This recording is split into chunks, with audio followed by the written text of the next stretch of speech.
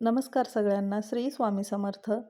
तर पौष महिन्यात दर रविवारी केलं जाणारं सूर्यनारायण व्रत कसं करावं याची संपूर्ण माहिती आणि पूजाविधी, नियम, उद्यापन ही सर्व माहिती सांगणार आहे. तेव्हा व्हिडिओ संपूर्ण बघा. यंदा पौष महिन्यामध्ये एकूण 4 रविवार आलेले आहेत आणि त्यांच्या तारखा आहेत 21 डिसेंबर आणि 28 डिसेंबर 2025 आणि 4 जानेवारी आणि 11 जानेवारी 2026. या व्रताचे नियम लक्षात घेता आपल्याला 4ही रविवार हे व्रत करायचे आहे. ज्यांना पौष महिन्यातील दर रविवारी हे सूर्यनारायण व्रत करायचे आहे, तर अशा सगळ्यांनी सकाळी लवकर उठावं. शक्यतो ब्रह्ममुहूर्तावर उठल्यास चांगलं राहील, जेणेकरून तुम्हाला सूर्यपूजेच्या म्हणजेच सूर्यदर्शनाचा चांगला लाभ घेता येईल. तर सूर्य उगवण्याच्या आतच का उठायचं आहे? तर याचं कारण म्हणजे काही कामं अशी आहेत की हे व्रत करत असताना ती कामं आपल्याला सूर्य उगवल्यावर करायची नाही आहेत. तर सूर्य उगवण्यापूर्वी तुमची अंघोळ वगैरे झालेली असावी आणि केससुद्धा विंचरलेले असावे. याचं कारण म्हणजे ज्या वेळेस तुमचं हे व्रत असतं तर त्या रविवारी सूर्य उगवल्यानंतर तुम्हाला केस विंचरता येत नाही. त्यामुळे अंघोळ करा आणि लगेचच केस विंचरून घ्या. यानंतर पहिलं काम म्हणजे सूर्याला म्हणजेच की सूर्यदेवाला अर्घ्य द्यायचं असतं. तर जेव्हा सूर्य उगवत असतो अगदी त्याच वेळेला अर्घ्य द्यायचं असतं. तर आपल्याला सूर्याला अर्घ्य कसं द्यायचं?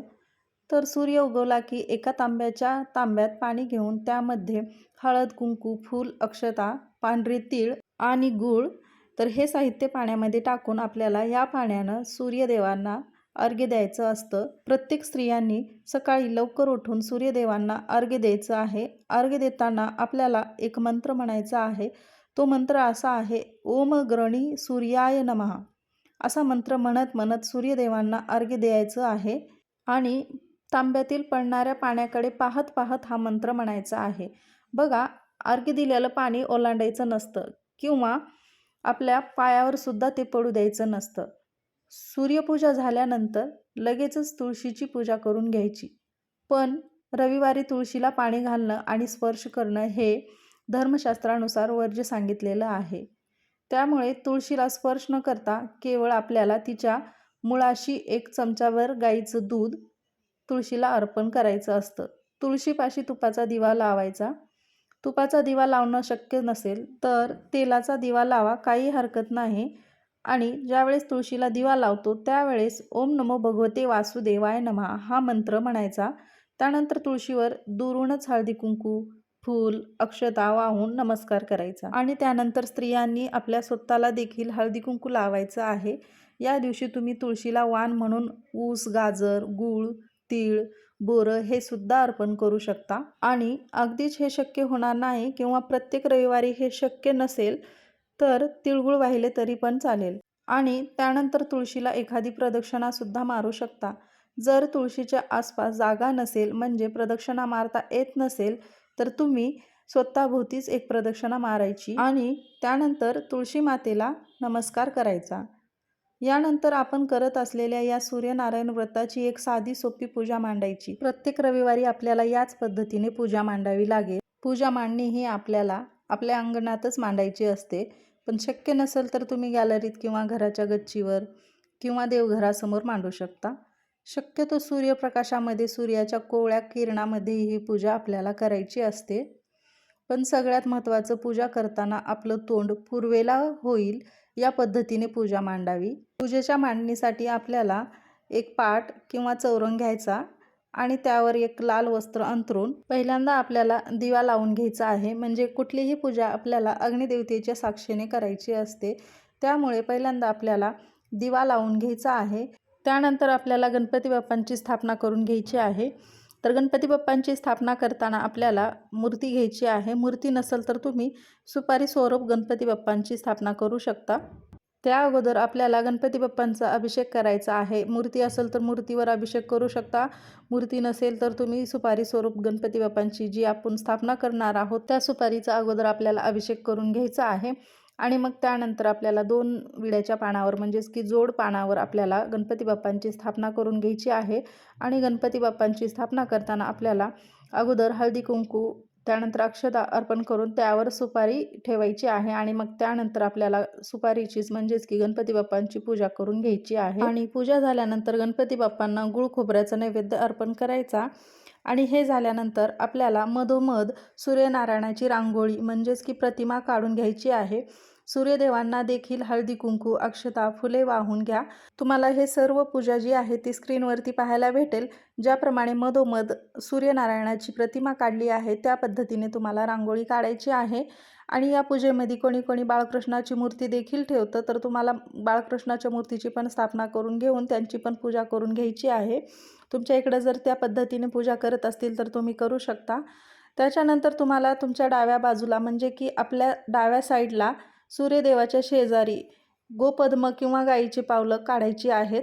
तर हे पण तुम्ही रांगोळीने काढू शकता। त्यानंतर तुम्हाला गाईचे पावलं जे काढले आहेत त्याला पण हळदी कुंकू अक्षता फूल अर्पण करायचं आहे आणि त्याची पण पूजा करून घ्यायची आहे।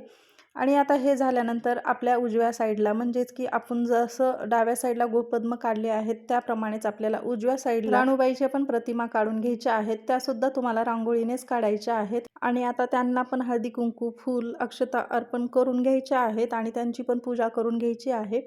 आणि ही सगळी पूजा झाल्यानंतर आता आपल्याला गणपती बाप्पांना गुळ खोबऱ्याचा नैवेद्य दाखवायचा। त्यानंतर सूर्यनारायणाच्या प्रतिमेला, त्यानंतर राणूबाई यांच्या प्रतिमेला, त्यानंतर गोपद्माला आपल्याला फळांचा नैवेद्य अर्पण करायचा आहे। तर तुमच्याकडे जे फळं असतील ते तुम्ही अर्पण करून नैवेद्य दाखवू शकता। पण यामध्ये मुख्य काय आहे की या पाटावर आपण सूर्यदेव काढावे, राणूबाई काढाव्या आणि गोपद्म म्हणजे गायीची पावलं काढावी। बाकी गणपतीची पूजा असेल किंवा बाळकृष्णाची अर्थात नारायणाची पूजा असेल ती आपण आपल्या घरातल्या देवाऱ्यामध्ये केली तरीही चालेल। आता आपण जे सूर्यनारायण आणि बाकीच्या गोष्टी रांगोळीने काढल्या, तर कथेमध्ये असं सांगितलेलं आहे की आपण सूर्यनारायण हे लाल चंदनाने किंवा हळदी कुंकवाने देखील काढू शकतो। आणि 6 पदरी लाल पिवळा धागा ज्याला आपण रक्षासूत्र किंवा कलावा म्हणतो, तर त्याला 6 गाठी देऊन तो धागा सूर्यदेवाच्या प्रतिमेला अर्पण केला जातो, हे कथेमध्ये सांगितलेले आहे। किंवा तुमच्याकडे कलावा नसेल तर तुम्ही सूर्यनारायणाला कापसाच्या वस्त्राला हळदी कुंकू लावून 6 गाठी मारून ते वस्त्र वाहावे। त्यानंतर पानाचा विडा ठेवावा। विड्याचे 2 पानं घेऊन त्यावरती सुपारी, खारीक, बदाम, हळकुंड आणि खोबऱ्याचा तुकडा ठेवायचा आहे। त्याला देखील हळदी कुंकू फूल व्हायचे आहे। या व्रतामध्ये करडईच्या फुलाला अतिशय मान आहे। म्हणजे आदित्य राणूबाईचं जे काही व्रत आहे त्यामध्ये सूर्यनारायण असतील किंवा गोपद्म असतील, आदित्य राणूबाई असतील, त्यांच्यावर करडईचीच फुलं व्हावे असं म्हटलं जातं। बघा, बाळकृष्णासमोर देखील तिळाचा एक पदार्थ आणि गूळ ठेवा किंवा जी फळे उपलब्ध असतील तीही ठेवू शकता। आणि आपण मकर संक्रांतीला अमावस्येमध्ये वाटाण्याच्या शेंगा, वालाच्या शेंगा, ऊस, बोरं, गाजर, हरभऱ्याची घाटे हा जो ओसा आहे तो सुद्धा तुम्ही या पूजेमध्ये ठेवू शकता। त्यानंतर आपल्याला हा महत्त्वाचा नैवेद्य ठेवायचा आहे, तो म्हणजे मूगडाळ, तांदूळ व एक वांग। या गोष्टीला खूप मान आहे आणि हे ठेवायचं आहे। बघा, डाळ हे तुम्ही तूर डाळ, मसूर डाळ देखील घेऊ शकता। हे सर्व एका वाटीमध्ये किंवा वेगवेगळे ठेवले तरी चालेल। हे सर्व पूजेमध्ये ठेवून झाल्यानंतर आपल्याला शेवटी धूपदीप लावायचा आहे। त्यानंतर आपल्याला संपूर्ण पूजेला धूपदीपाने ओवाळायचं आहे। आता संध्याकाळी म्हणजे सूर्य मावळण्याच्या अगोदर म्हणजे अगदी 3ला 4ला देखील तुम्ही ही पूजा करू शकता। आता पूजा परत कशी करायची आहे हे पाहूया। प्रथम हात जोडून गायत्री मंत्र म्हणावा। त्यानंतर सूर्याची 12 नावं म्हणायची। तर आपले दोन्ही हात जोडायचे आणि एक एक नाव आपल्याला म्हणायचं आहे। तर पहिलं नाव ओम मित्राय नमः, दुसरं नाम ओम रविवे नमः, तिसरं ओम सूर्याय नमः, चौथं ओम भानवे नमः, तिसरं ओम खगाय नमः, 6वं ओम पुष्णाय नमः, 7वं ओम हिरण्यगर्भाय नमः, 8वं ओम मरीची नमः, 9 ओम आदित्याय नमः, 10 ओम सावित्रे नमः, 11 ओम अर्काय नमः, 12 ओम भास्कराय नमः। तर अशा पद्धतीने ही नावे बोलावी, धूप दीप ओवाळून आदित्य राणूबाईची कथा वाचावी किंवा ऐकावी। पूजा ऐकल्यानंतर किंवा केल्यानंतर कळत न कळत झालेल्या चुकाबद्दल क्षमा मागावी। त्यानंतर आपल्याला संध्याकाळी सूर्यास्तापूर्वी खिचडी आणि खिरीचा नैवेद्य दाखवावा। तुम्ही जे पूजेमध्ये तांदूळ, डाळ व वांगं ठेवले आहे त्याचा खिचडी भात बनवायचा आणि तो नैवेद्य दाखवायचा. आणि त्याच्यावर तुम्हाला उपवास देखील सोडायचा आहे. उपवासामध्ये दुसरे पदार्थ खायचे नाही. समजा तुम्हाला वांगं आवडत नसेल तर तुम्ही पूजेमध्ये वांगं नाही ठेवलं तरीही चालेल. दुसरी गोष्ट म्हणजे तुम्हाला जर खिचडी खायची नसेल तर तुम्ही खिचडीचा नैवेद्य दाखवू नका. तर त्यानंतर तुम्हाला मग खिरीचा नैवेद्य दाखवायचा आहे आणि मग ती खीर खाऊन तुम्ही उपवास देखील सोडू शकता. आणि हा जो उपवास आहे तो सूर्यास्ताच्या अगोदरच सोडायचा असतो, कारण सूर्यास्त झाल्यानंतर हा उपवास सोडला जात नाही. त्यामुळे सूर्यास्ताच्या अगोदरच हा उपवास सोडायचा असतो. आता पाहूयात आदित्य रानूबाई व्रत मुख्य नियम. हे सांगितलेले नियम तुम्हाला फक्त पौष महिन्याच्या रविवारीच पाळायचे आहेत, ज्यांनी व्रत धरले आहे त्यांच्यासाठी. तर पहिला नियम आहे, दिवसभर फक्त फळे खावीत. तेल, मीठ आणि मिरची पूर्णपणे वर्ज्य आहे. तसेच चहा घेताना त्यात अद्रक टाकू नये किंवा त्याऐवजी दूध प्यावे किंवा बिना अद्रकचा चहा घेऊ शकता.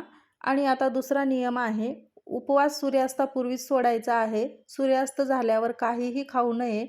पण तुम्ही उपवासाचे पदार्थ तसेच फळे किंवा संध्याकाळी उपवास सोडल्यानंतर देखील खाऊ शकता. तसेच या व्रतामध्ये दिवसा झोपू नये आणि ब्रह्मचर्य पाळावे. घरात मांसाहार बनवू नये. तसेच या दिवशी कापणं, कुटणं किंवा शिवणकाम करणे टाळावे. तिसरा नियम, जर तुम्हाला मासिक धर्म किंवा प्रवास असल्यास फक्त उपवास करावा. पूजा केली नाही तरी चालेल. यासाठी जास्तीचे रविवार करण्याची गरज नाही. चौथा नियम बघा, थोडक्यात काय तर सूर्य उगवायच्या अगोदर केस विंचरावे. दिवसभर केस विंचरू नये. तसेच दिवसा झोपू नये. तसेच सूर्यास्ताच्या अगोदर म्हणजे सूर्य मावळण्याच्या अगोदर हा उपवास सोडायचा आहे.